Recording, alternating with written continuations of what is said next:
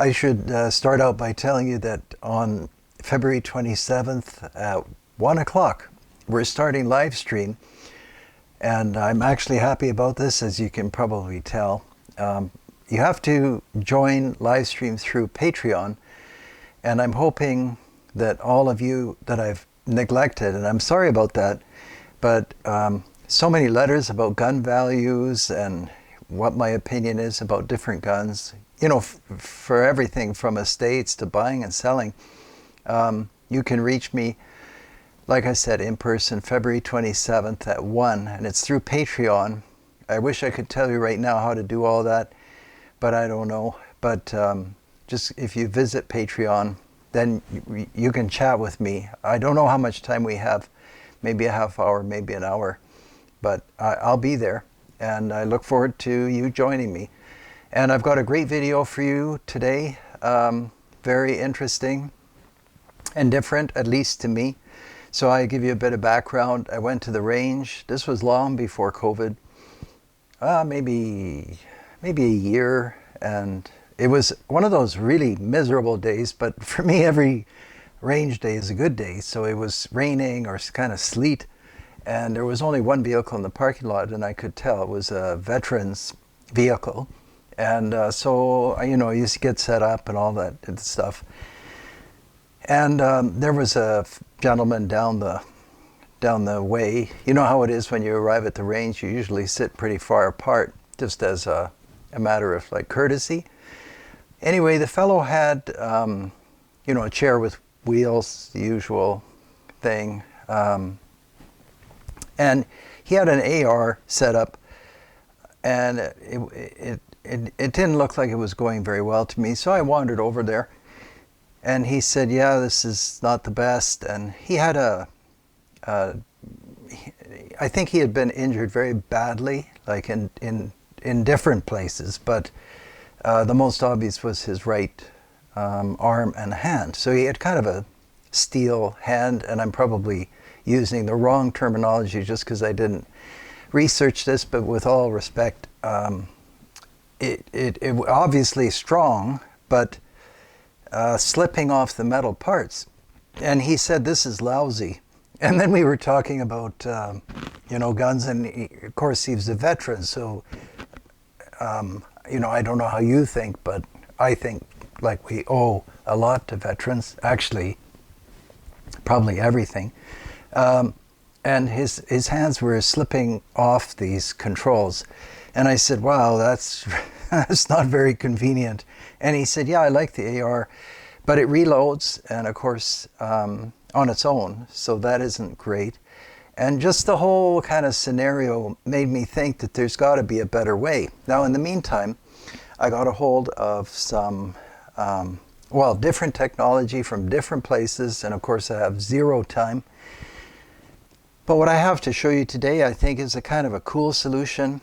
But before I show it to you, you probably know that most of the time for self-loading firearms, we're using the gases or the recoil forces of the cartridge itself, but there's actually no need to do that these days. There are multiple sources of energy for working a firearm. So for veterans, and by the way, I sent an email to a half dozen different veterans associations, and I said, this is just a like kind of a proof of concept, like an idea that could be developed, and actually that's why I'm making this video. This can be turned into anything. The technology I'm showing you is very simple, very, I would call it primitive, but it is a proof of concept. So I invite you to look at it and think about it. There are a lot smarter people out there. I won't have time to develop this kind of thing, but I do think there's something to it. So, you know, imagine yourself in a position where you can't reload the firearm, or you can, but it's very cumbersome. You can get a self-loading firearm, but then it's constantly reloading itself. So I thought, this is not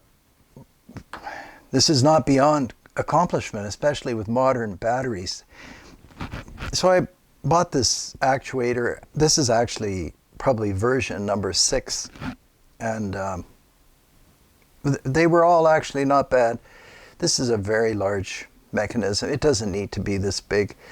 Like I said, this is like proof of kind of concept or design. And there are many ways of doing this. This can be integrated into the firearm, the power unit. The batteries are excellent.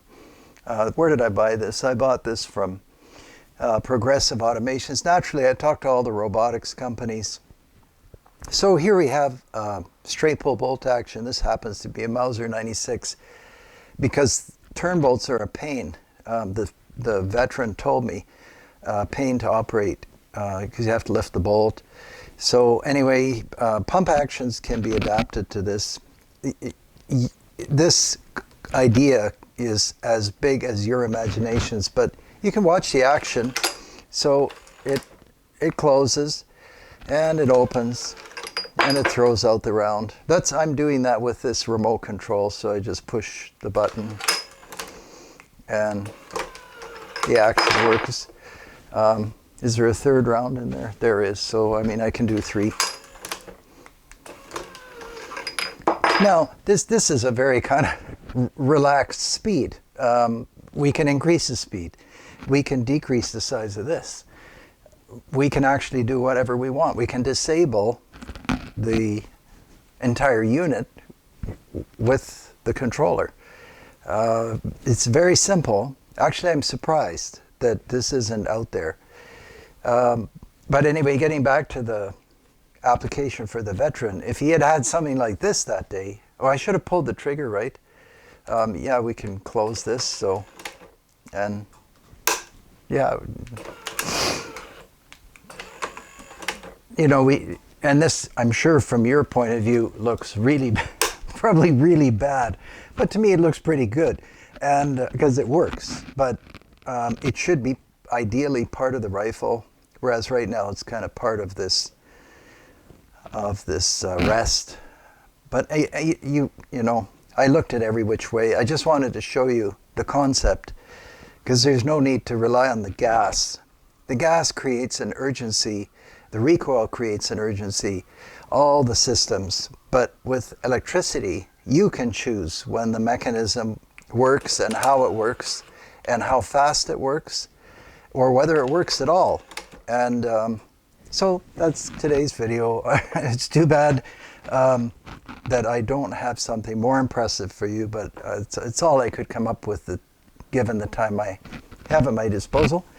And yeah, getting back to the live stream.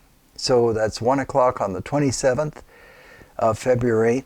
And at least we can chat, and I can talk about some of these guns that you want to talk to me about. And I apologize. I've been overwhelmed by the mail.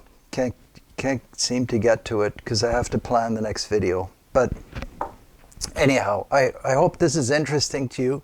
To me, it's actually a really kind of a cool thing, and a different way to think about how something operates. Thank you for watching, and we'll see you on the next video. Take care until then.